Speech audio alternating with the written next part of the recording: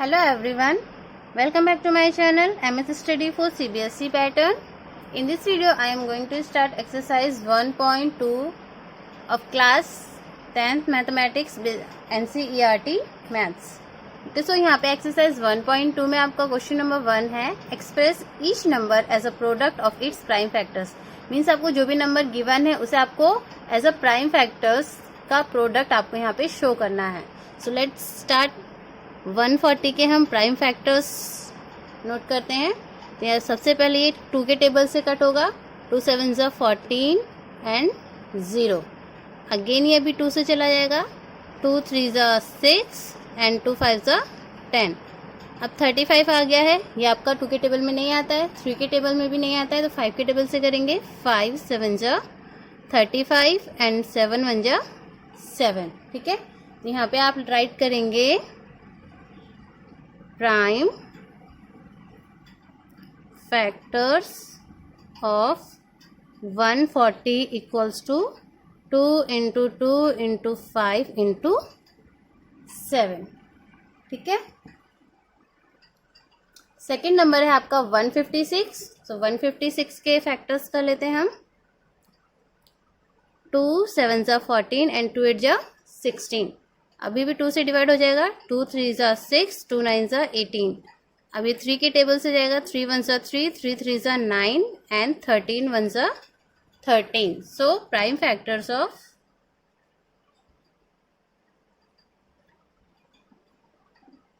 156 is equals to 2 into 2 into 3 into 13। Okay, third number is 3825। So 3825 के हम factors करते हैं। यहाँ पे प्राइम फैक्टर्स करने हैं। 2 के टेबल में नहीं आएगा बिकॉज इसका जो यूनिट डिजिट है वो ऑड है। सो इसको हम 3 से करके देखते हैं। 3 1 ज़ा 3, 3 2 ज़ा 6, 3 7 ज़ा 21 एंड 3 5 ज़ा 15। अगेन ये 3 से कट हो जाएगा, 3 4 ज़ा 12, 3 2 ज़ा 6, 3 5 ज़ा 15। अभी आपका 5 के टेबल से जाएगा। सो 5 8 ज़ा 40 एंड 5 5 ज़ा 25। नाउ अगेन 5 5 1 ज़ा 5, 5 7 ज़ा 35 एंड 17 1 ज़ा 17। तो यहाँ पे आ जाएंगे आपके prime factors of 2 8 3 8 2 5 equals to 3 into 3 into 5 into 5 into 17. Okay. Fourth number is 5005. 5005 के हम फैक्टर्स निकालते हैं। तो 5 से ही जाएगा, 5 1 ज़ा 5, 0 0, 5 1 ज़ा 5।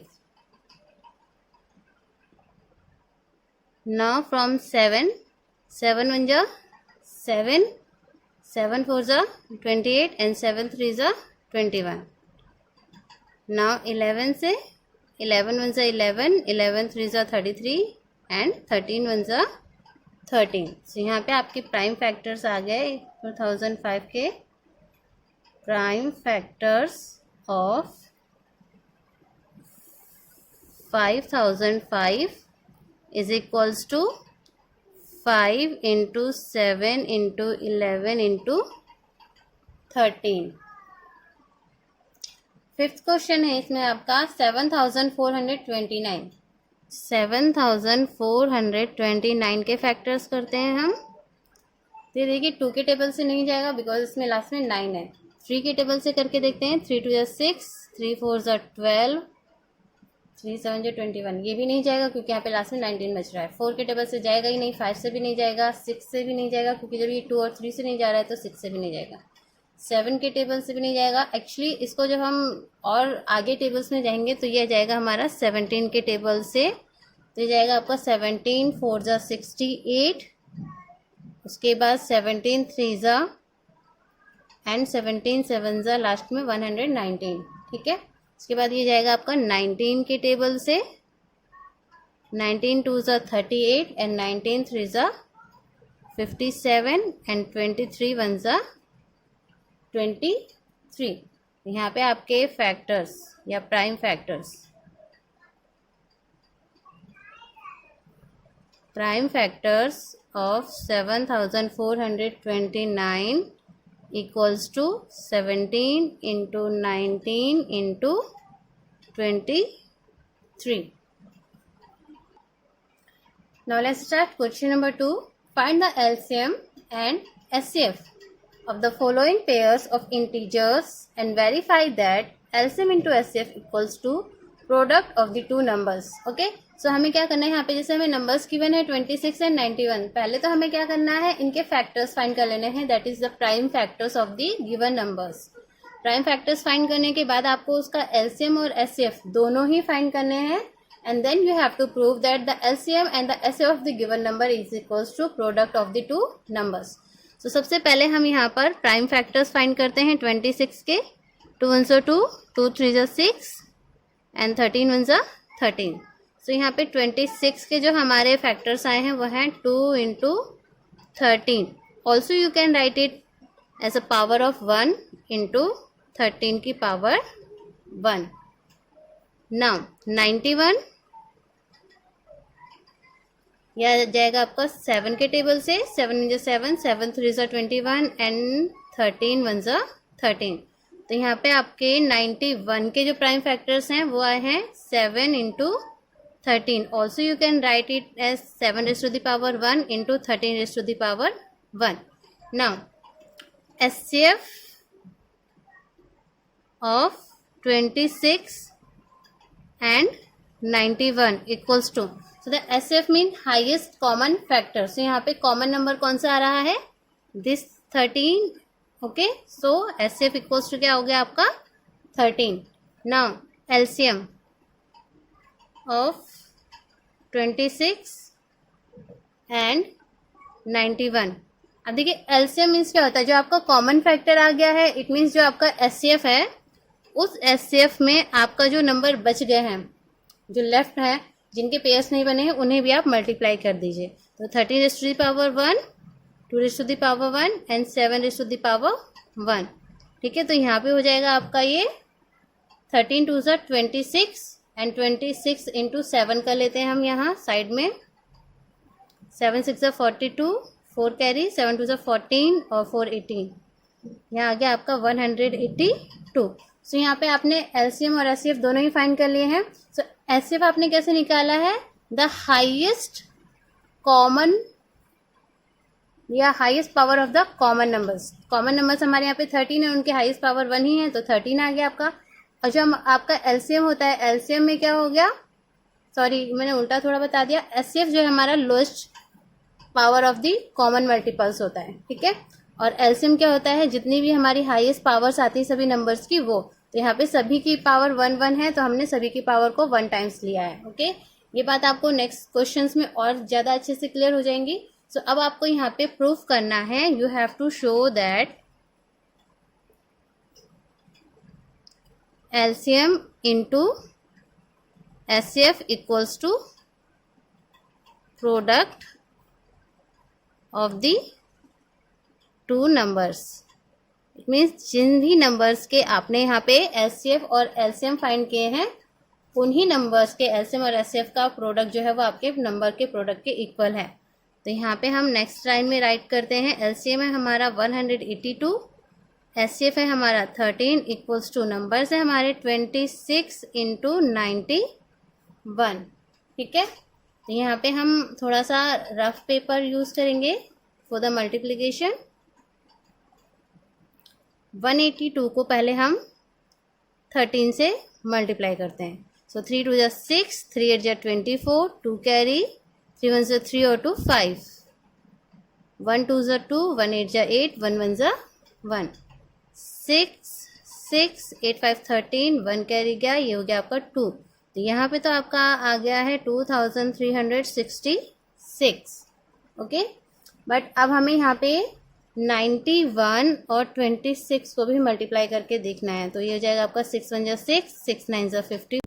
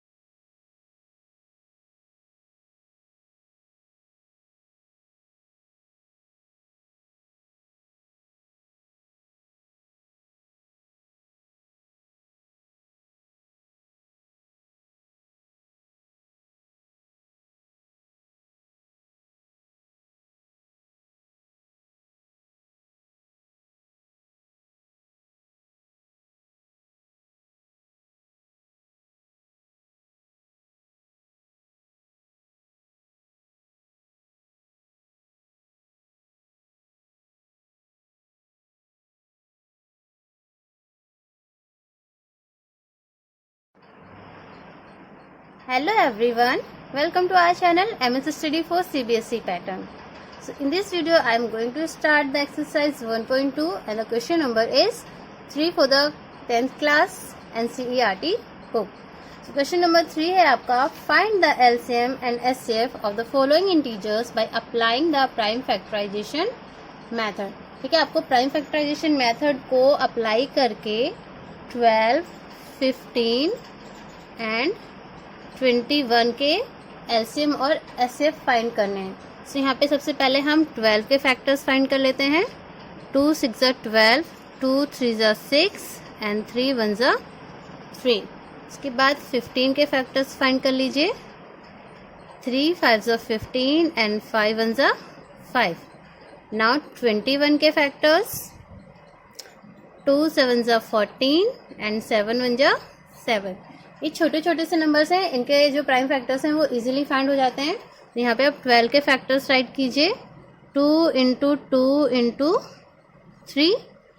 15 के फाइंड करेंगे तो यहाँ हो जाएगा आपका 3 इंटू 5 और 21 के फाइंड करेंगे. सॉरी, यहाँ पे आपका 3 आएगा. 3 इंटू 7. ठीक है, तो जब आपको इसके एचसीएफ फाइंड करना है तो एचसीएफ ऑफ 12, 15 एंड 21. यहाँ पे देखिए तीनों में जो 3 है वही एज अ कॉमन नंबर आ रहा है, तो 3 ही क्या हो जाएगा आपका एचसीएफ हो जाएगा. Now LCM of 12, 15 and 21 equals to जो आपका एचसीएफ है वो नंबर प्लस जो भी आपके इसमें देखिए 2 जो है मैक्सिमम 2 टाइम्स आया है तो 2 टाइम्स इसे राइट कर लीजिए. 3 आपने ऑलरेडी यहाँ राइट कर लिया है. 5 मैक्सिमम 1 टाइम आया है और 7 भी मैक्सिमम 1 टाइम आया है. तो इन्हें आप आपस में मल्टीप्लाई कर लीजिए. देखिए 5 2 10, 10 2 20, 23 60 एंड 67 420. ठीक है, तो ये हो गया आपका LCM and HCF of the given numbers. I hope आपको अच्छे से समझ में आया होगा. अब इसका नेक्स्ट पार्ट करते हैं. सेकेंड पार्ट में आपको नंबर्स गिवन है 17, 23 एंड 29.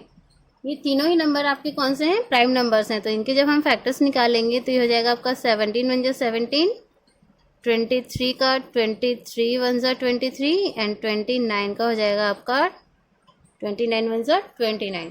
तो आपके 17 के जो फैक्टर्स हैं 1 इंटू 17, 23 के जो फैक्टर्स हैं 1 इंटू 23 और 29 के फैक्टर्स 1 इंटू 29. तो आप जब यहाँ पे एचसीएफ फाइंड करेंगे 17, 23 और 29 के, क्योंकि इनमें कोई भी नंबर कॉमन नहीं है, सारे के सारे ये प्राइम नंबर्स हैं, तो प्राइम नंबर्स में 1 ही एज अ एचसीएफ होता है. ठीक है, और अब आपको यहाँ पे फाइंड करना है एलसीएम. तो एलसीएम ऑफ गिवन नंबर्स यानी कि 17, 23 एंड 29.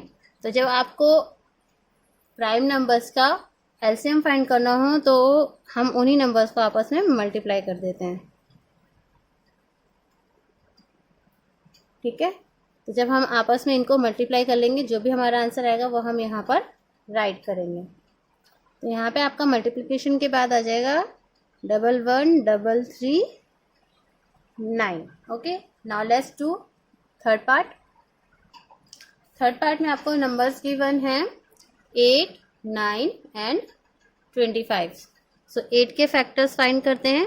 2 4 8, 2 2 4 एंड 2 1 2. 9 के फैक्टर्स फाइंड करते हैं. 3 3 9 एंड 3 1 3.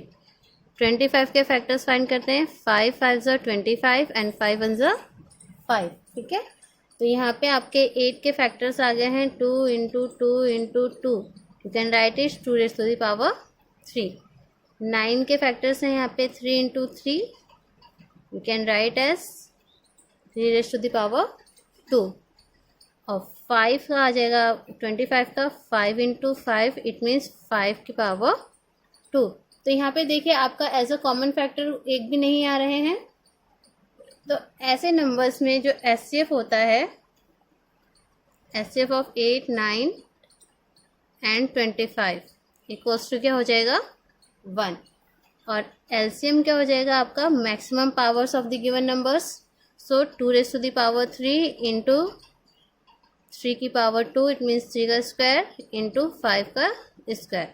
तो इनको जब हम यहाँ पे एक्सपेंड करेंगे तो ये हो जाएगा आपका 2 into 2 into 2 into 3 into 3 into 5 into 5। ठीक है, अब इसको हम मल्टीप्लाई कर लेते हैं। 5 5 से 25, 25 2 से 50, 50 2 से 100, 100 2 से 200 एंड 200 9 से 1800। ओके, सो यहाँ पे आपका एचसीएफ और एलसीएम हमने दोनों ही फाइंड कर लिया है। आई होप आपको अच्छे से समझ में आया होगा। Question number 4 is given that HCF of 306 and 657 equals to 9। Means आपको इन नंबर्स का एचसीएफ गिवन है, find LCM of the given numbers. ठीक है, आपको इन नंबर्स के क्या करने हैं, एलसीएम फाइंड करने हैं। So you have the HCF of 306 and 657 equals to 9 and given numbers आपको क्या है, 306 एंड 657। ये नंबर्स आपको गिवन है, तो ये आपके पास नंबर्स भी हैं और एचसीएफ भी है। और आपका जो फॉर्मूला है वो क्या है, HCF into LCM equals to product of the two numbers या given numbers.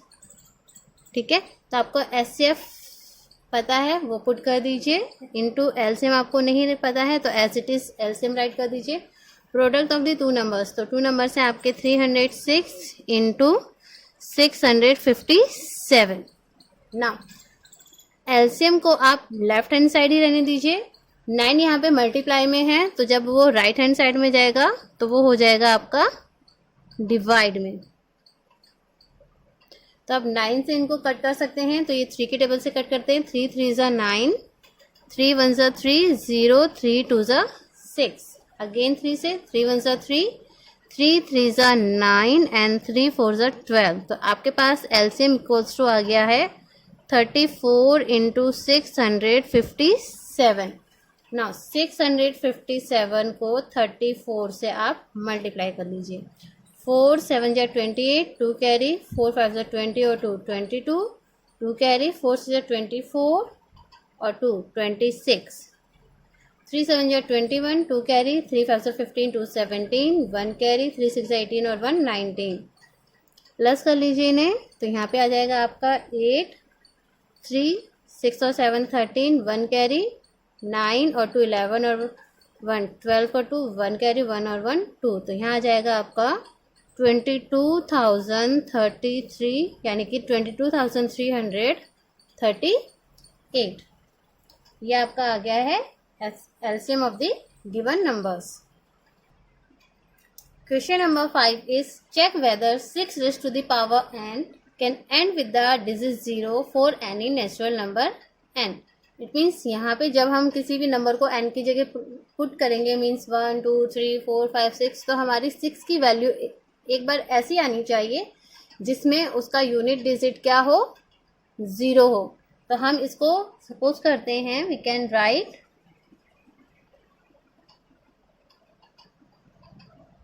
6 raised to the power n equals to 2 into 3 की power n।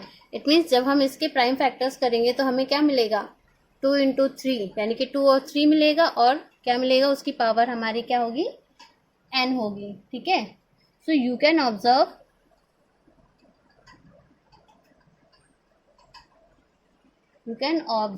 Clearly. It means आप यहाँ पे देख सकते हैं कि हमारे जो प्राइम फैक्टर्स आए हैं वो क्या हैं, 2 और 3 ही आए। इट मीन्स यहाँ पे क्या हो जाएगा, 5 is not in the prime factors of 6 raised to the power n। जब हमने 6 के फैक्टर्स किए तो हमारे पास सिर्फ क्या आया है, 2 और 3 ही एज अ प्राइम फैक्टर्स आए हैं, 5 नहीं आया है। और जब 5 हमारा एज अ प्राइम फैक्टर्स नहीं आया है तो इट मीन्स क्या होगा, 6 raised to the power n will not be divisible by 5। और जब ये 5 से डिविजिबल नहीं है, क्योंकि अगर ये 5 से डिविजिबल होती तो ही इसमें एंड डिजिट यानी कि जो हमारा यूनिट डिजिट है वो 0 आता। अब क्योंकि ये 5 से डिविजिबल है ही नहीं, तो यू कैन राइट देयरफॉर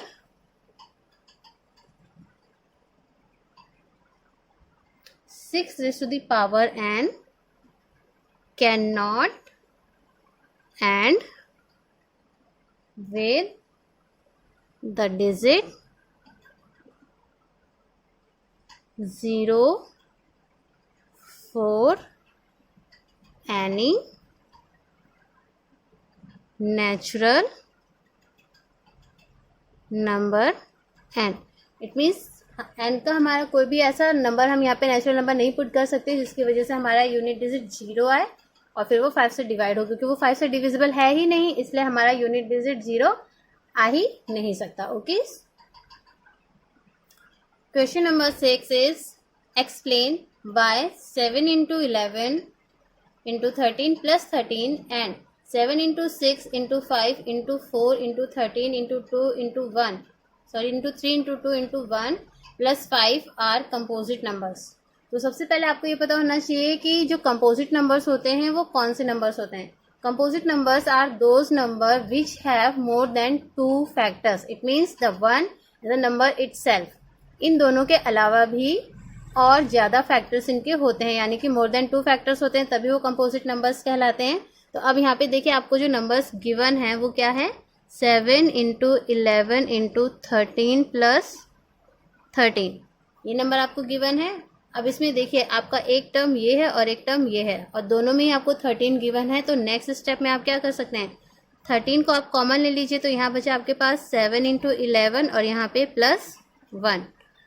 अब आप ब्रैकेट को सॉल्व कर लीजिए, तो ये हो जाएगा आपका 7 11 जा या 11 7 जा 71 77 प्लस 1। ओके, अब 13 इंटू 77 और प्लस 1 करेंगे तो क्या आ जाएगा आपका 78। अब 13 के तो हम फर्दर फैक्टर्स नहीं कर सकते बिकॉज ये एक प्राइम नंबर है। 78 के हम यहाँ पे करके देखते हैं, 2 3 6 2 9 18, 3 1 3 3 3 9 एंड 13 1 13। तो यहाँ पे देखिए हम 13 को एक साथ ले लेते हैं, फिर 2 इंटू 3 इंटू 2 और आप चाहें तो यहाँ पे ये वाला 1 भी राइट कर सकते हैं। ठीक है, तो जब हमने यहाँ पे देखा कि जो हमारा नंबर जो भी है उस नंबर में कितने फैक्टर्स आ रहे हैं, टोटल 1 2 3 4 5 फैक्टर्स आ रहे हैं, तो यहाँ पे मोर देन 2 फैक्टर्स हो गए ना। तो इसीलिए हम क्या राइट कर सकते हैं, the given number is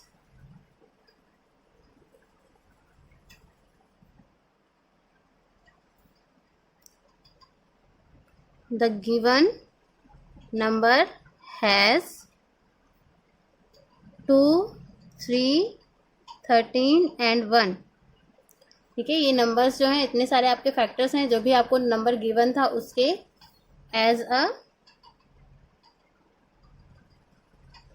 as its factors, therefore it is a composite number। ठीक है, सेम इसी टाइप से हमें जो नंबर्स गिवन है नेक्स्ट वाला 7 into 6 into 5 into 4 into 3 into 2 into 1 plus 5। Okay, तो अब यहाँ पे देखिए ये आपका एक टर्म हो गया और दूसरा टर्म ये हो गया, तो दोनों में ही 5 ऐसा कॉमन आ रहा है। तो हम यहाँ पे क्या करेंगे, 5 को कॉमन लेके यहाँ पे राइट कर देंगे 7 into 6 into 4 into 3 into 2 into 1 और प्लस 1। अब बाकी जो यहाँ पे हमारे पास नंबर बच गए इनके हम मल्टीप्लाई कर लेते हैं। तो 7 6 42, 42 को हम यहाँ राइट कर लेते हैं, 1 2 2 2 3 6 एंड 6 4 24। इन्हें आपस में मल्टीप्लाई कर लेते हैं, 4 2 8 4 4 16, 2 2 4 2 4 8, 8 यहाँ पे 0 और ये 10, 1008 प्लस 1। ठीक है, अब इसको हम यहाँ पे क्या करते हैं, प्लस कर लेते हैं, तो ये हो जाएगा 5 इंटू 1009। ठीक है, और इसमें 1 को भी आप ऐसा कॉमन फैक्टर राइट करना चाहते हैं तो राइट कर सकते हैं। तो हमने यहाँ पे देखा कि जो भी आपका गिवन नंबर था उसके 3 फैक्टर्स निकले हैं, 5, 1009 और 1। तो यहाँ पे भी मोर देन 2 फैक्टर्स हैं, तो यहाँ पे भी हम राइट कर सकते हैं the given number has 5, 1 and 1009 as its factors. Therefore, it is a composite number. Clear.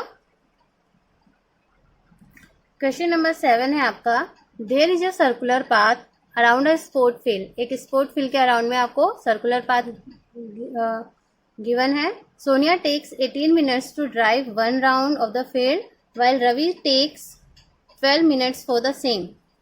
Suppose they both start at the same point and at the same time.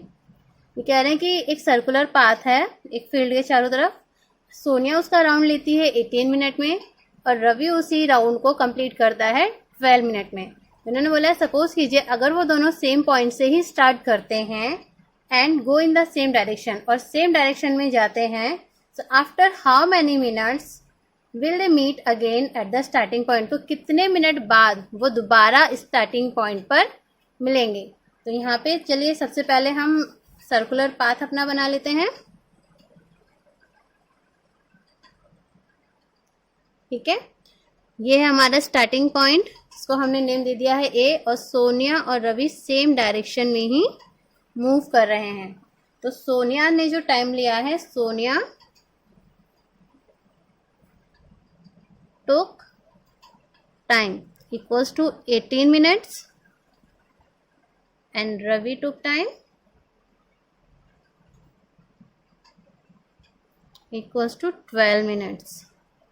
अगर दोनों ने सेम पॉइंट से एक साथ अपनी जर्नी स्टार्ट की थी तो आफ्टर कितने मिनट बाद, यानी कि after how many minutes they will meet again at the starting point. So we have to find the LCM of 18 and 12। So 18 के फैक्टर्स निकाल लेते हैं। 2 9 18, 3 3 9 एंड 3 1 3। 12 के फैक्टर्स निकालते हैं। 2 6 12, 2 3 6 एंड 3 1 3। तो 18 equals to, you can write 2 into 3 into 3, और 12 equals to 2 into 2 into 3। तो आपको क्या करना है, इसके लिए एलसीएम फाइंड करना है ना। तो एलसीएम के लिए आपको यहाँ पे जो कॉमन नंबर्स गिवन है वो तो लेना ही है, मैक्सिमम पावर्स दोनों की। तो यहाँ पे हो जाएगा आपका कितना, 2 इंटू 2 इंटू 3 इंटू 3। यहाँ पे आप राइट कर सकते हैं एलसीएम ऑफ 18 एंड 12। तो 2 2 4, 4 3 12 and 12 3 36। So they will meet after 36 minutes at the starting point।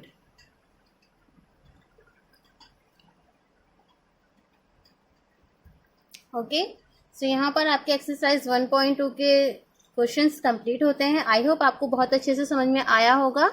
सो अगर आपको समझ में आया हो तो मेरी वीडियो को लाइक कीजिए, शेयर कीजिए, और चैनल को सपोर्ट करने के लिए चैनल को सब्सक्राइब करके बेल आइकन भी प्रेस कीजिए, जिससे आपको मेरे आने वाली न्यू वीडियो का नोटिफिकेशन टाइम पर मिल सके। तो जब तक मैं आपके लिए नेक्स्ट एक्सरसाइज की वीडियो लेकर आती हूँ, तब तक के लिए tata bye bye, have a nice day and take care, good bye.